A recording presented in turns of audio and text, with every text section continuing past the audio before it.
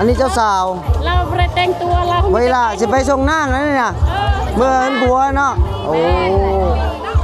ไปแล้วบ่นี่นะไปเดี๋ยวจะไปน้ำจ้ะกำลังไปส่งนาง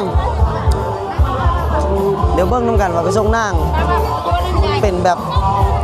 แห่เมื่อเงินผัวเห็นปะ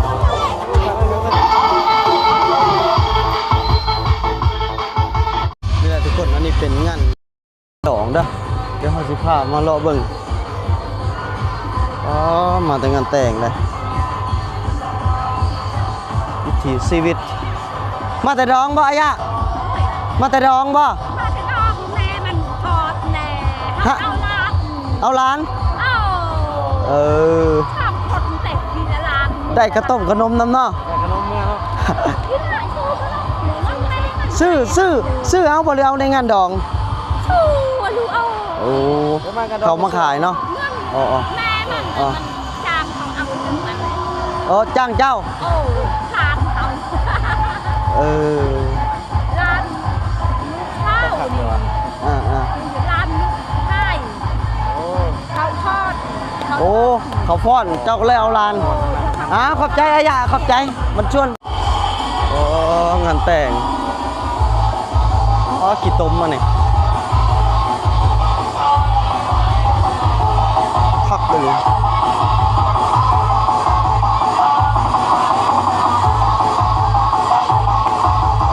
ผู้สาวกำลังเต้นนะ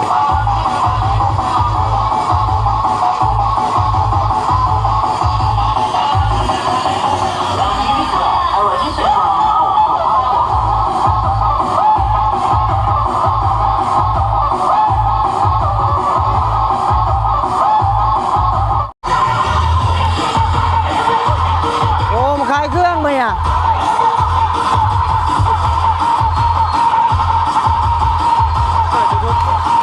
มาขายทุกงานเลยนะมือดองอะมือฝนตกเลยเนาะ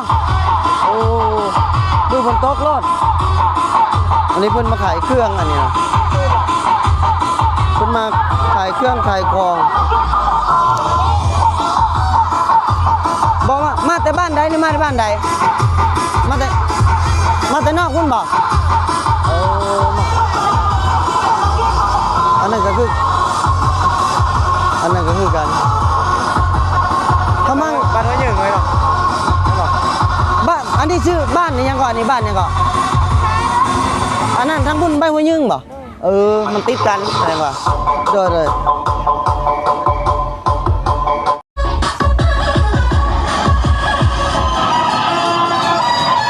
เต้ากุ้งปลา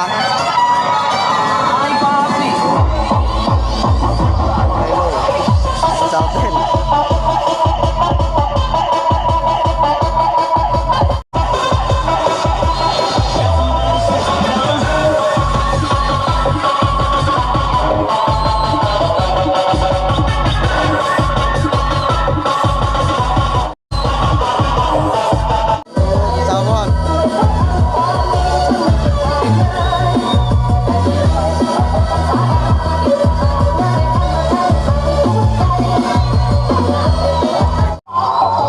คนก็เที่ยวมาซื้อเครื่องซื้อของอยู่นี่เลยตลอดเลยนะ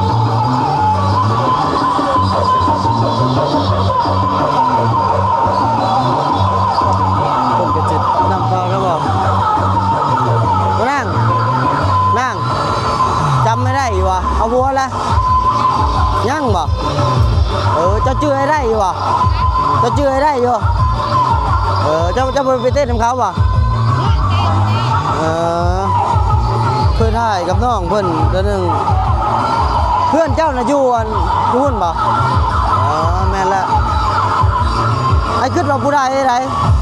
ไอ้เบิ่งเด้งไอ้ขึ้นว่าผู้ใดบ่ชื่อเจ้าบ่ได้ไปเต้นน้ำเขาบ่กลางคืนจึงเต้นบ่เจ้าเว้นแล้วอยากอายเขาก็เว้นเนาะขึ้นว่าเอาผัวละไดยังบ่เอาอยู่คอละก็คอบ่ผัวน่ะผู้นึงนี่บ่ผัวน่ะผู้อยู่ลุ่มนั่นบ่เพื่อนอยู่หั่นบ่แม่นบ่ผัวน่ะ จะบ่จื้อเนาะนั่งนี่เขาเคย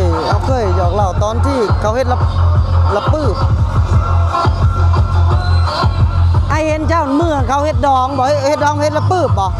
มื้อนั้นแม่นบ่อยู่อันเด้แม่นบ่บ่จื้อบ่จื้อกี่ต้มมานี่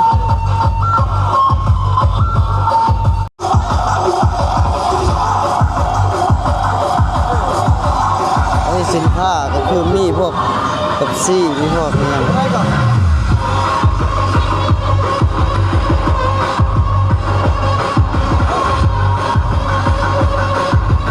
แล้วก็ยาสูบอันนี้นะแกนตาเว้นอันนี้มันเป็นแกนตาเว้นอันนี้เป็นน้ำดื่ม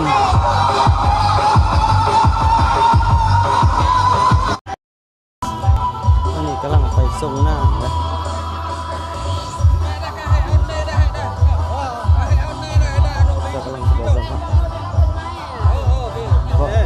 สิไปส่งไพ่ป่ะเขาจะไปส่งไพ่โอ้บ้านใดเนี่ยส่งใกล้ๆนี่แหละจะไปส่งใกล้ๆแหละเพิ่นกำลังพากันไปแห่แบบว่าไปส่งไพ่เกินแบบไปส่งไพ่เฮ็ดแบบพิธีของเขาเจ้ามันเป็นแบบวิถีชีวิตเขาเจ้าเป็นแบบนี้แหละเฮาก็ได้แห่กันแต่ว่าเขาเจ้าสร้างครอบครัวมันสร้างใกล้มันบ่ได้สร้างครอบครัวไกลเพื่อนแทบจะติดกันนั่นแหละมันก็เลยเป็นแบบนี้และส่วนหลายก็คนแถวบ้านนอกบ้านหน้าอย่างก็ส่วนหลายก็สิประมาณนี้พากันเอากันมันใกล้เฮือนเคียงประมาณนี้นะ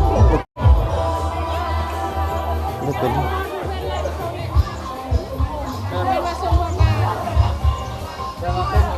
สิไปส่งนางอย่างไรเนาะ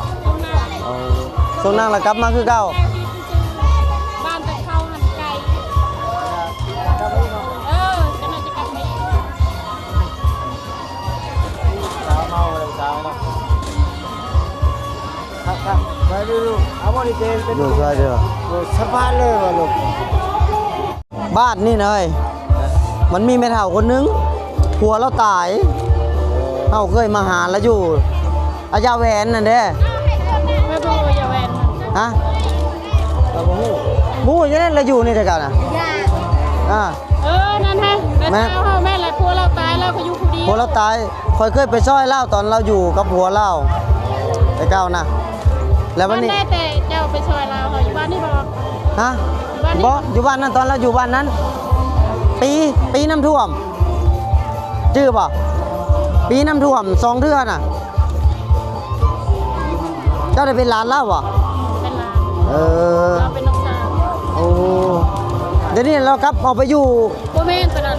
บ่แม่นเราไปกลับอยู่บ้านอะไรบ่นี่ค่ะบ่แม่นตอนนั้นหันแม่เป็นเราหันบ่มีลูกบ่มีเต้าแล้วก็อยู่นำลูกก็เป็นแม่ลูกเราแท้ลูกผัวลาแวนอันนี้เจ้าสาวเราไปแต่งตัวเราเวลาสิไปส่งนางนั่นนี่นะเมื่อเป็นผัวเนาะโอ้ไปแล้วบ่นี่นะไปเดี๋ยวจะไปน้ำจ้ะกำลังไปส่งนางเดี๋ยวเบิ่งน้ำกันว่าไปส่งนางเป็นแบบแห่เมื่อเฮือนผัวแห่เมื่อเฮือนผัว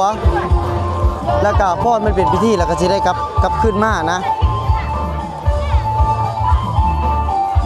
บ้านนั้นนี่เขามาดูอยู่นะทุกคนไปยังไม่น่ามาไม่เอาฮีดเด้อฮีดกระเจ้าบอกกระยังนี่กระยังพิธีคือกันบ่ยังพิธีแล้วโอ้เป็นพิธีเนาะ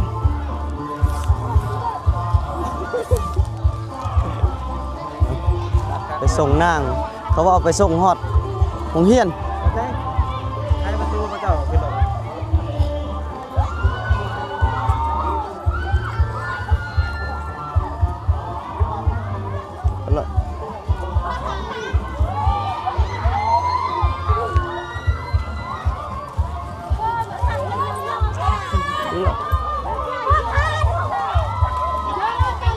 พี่น้องทุกคนกำลังไปส่งนาง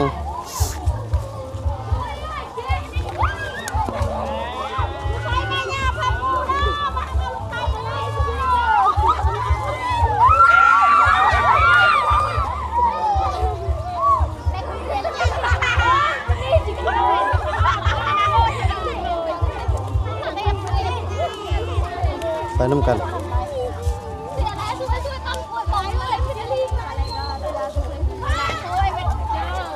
แต่ว่าฮีดไปไหนเฮาก็ยังบ่รู้จักคือกัน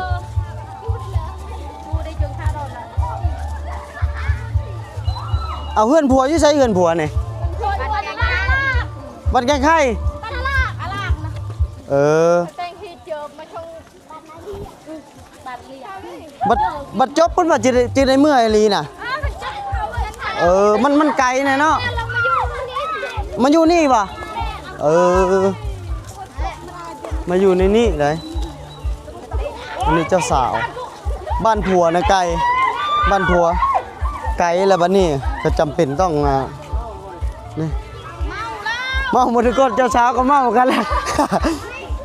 เจ้าสาวก็เมาคือกันแล้วได้เมาหมดทุกคนเลย จะบ่าวด้วยสิใช่จะบ่าวด้วยสิไปก่อนแล้วพี่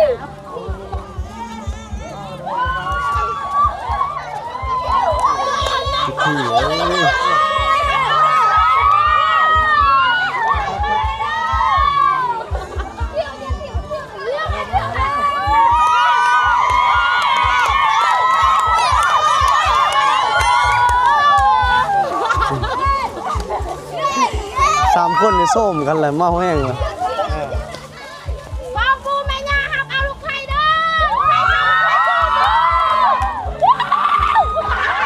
อยู่ได้เอาโรงเรียนมาเป็นพิธีเหตุก่อน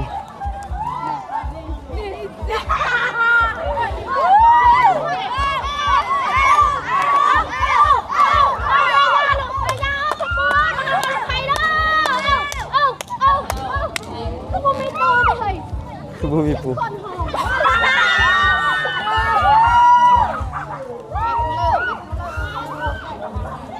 อันนี้ก็คือการแห่ไพ่มือเฮือนส่งนั่ง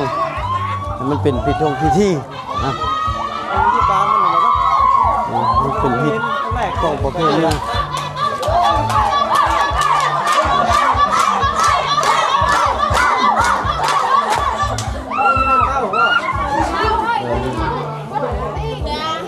เราจะได้ลั่งตี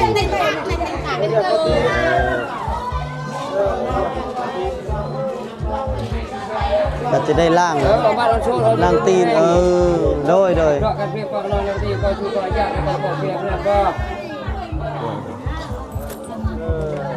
อันนี้เลยพิธีนี่ก็ต้องแล้ว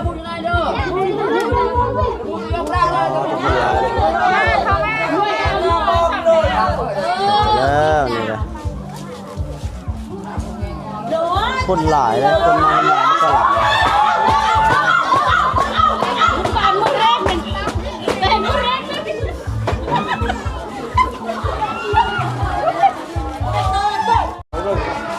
เขากำลังไปน้ำหนักใส่องค์เฮียนเป็นพิธีเพราะว่าบ้านของผัวมันไกลก็เลยจำเป็นต้องแบบนี้คนหลายเลยเขามาเลยคนหลายเลย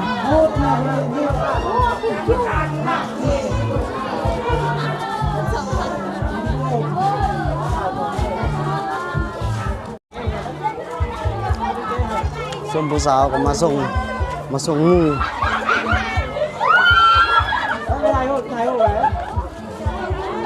เยอะไปที่ถ่ายรูปไป หมู่กันเลยเนาะมาส่งหมู่อ่ะ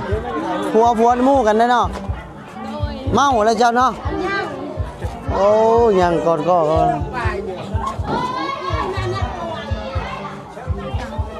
เฮ้ยมันก็เต็ม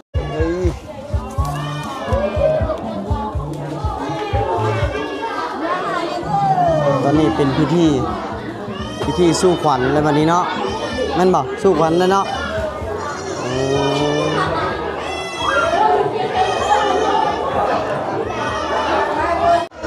คนในเรือหงเฮียนเลยเดี๋ยวนี้เรือแล้ว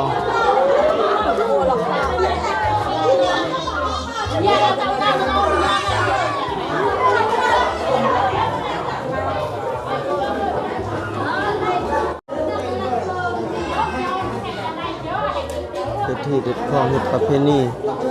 เรียบร้อยแล้วก็สิได้ออกไปเป็นนั่นไว้